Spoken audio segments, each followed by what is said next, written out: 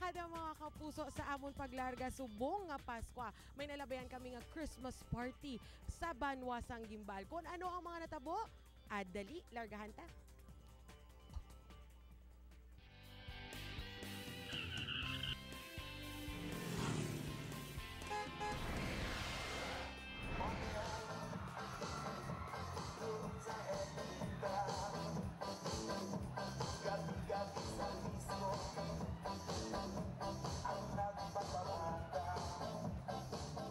Daw kaangay lang nakainom sang agwa di pataranta ining contestants nga kutulukon sa layo daw nagawaras lang sa ibabaw sang stage. Apang, suno sa mga gimbalanon, ini ang isa lang sa programa nga nagpamatuod sang ila pagkatalentado nga masaksiyan sa tuigan nila nga pagsaulog sang Pasko sa Ila Banwa.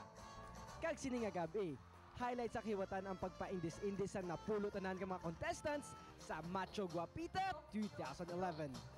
Ang barako nga representative gikan sa business sector sa Banwa sa Gimbal ang nagtransform nga bebot agud i-showcase ang ila talento kag kaanyag.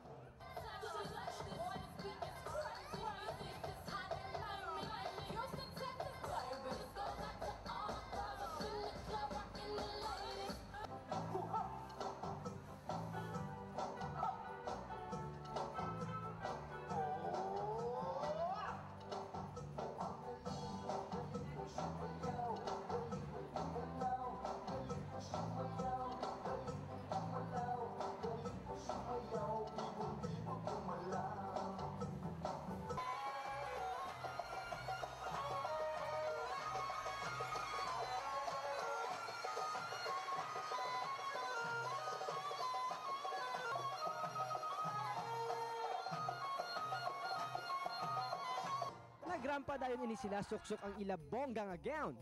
We were always just that close, wrist to wrist.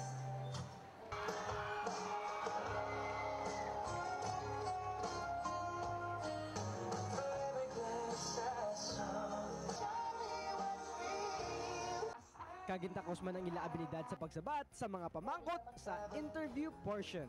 Ang aton Banwa awardee bilang Most Business-Friendly Municipality.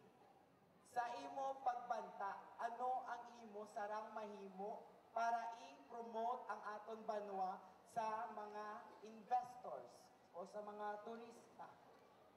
Ang aking pagbanta kay bantog rin kita sa most friendly business municipality. Siguro wala ka na kundi promote kay na-promote natin ra. Ang kinahanglan, ipanatili na lang natin, ialagaan na lang natin ang ating Banwa nga hindi kita magubak sa mga investors. Ano ang imo kinalain sa iban ng mga kandidata kung naga ikaw gid ang dapat piliin nga maging Macho Guapita 2011? Aran kami may kinalain kag kinaiya. Ang mahambal ko lang, dali lang. Pamati. I will do my best and God will do the rest. So help me God. That's all. Thank you. It's a very good opportunity where the public sector and the private sector came as one. No? Isa ka activity kung diin ang private sector kag ang public sector nagbinuligay para magsadya man ang Paskwata. Nanging hurado ang inyong mga kapuso nga sanday Nyora kag Kapuso Ken, kaupod man ang senior desk editor sang Ratsada kag Arangkada nga si Mr. Rexel John Sorsa. Sa ulihe, nang ibabaw gid ang kaanyag kapag talented ni contestant number 9 nga nakasungkit sang corona.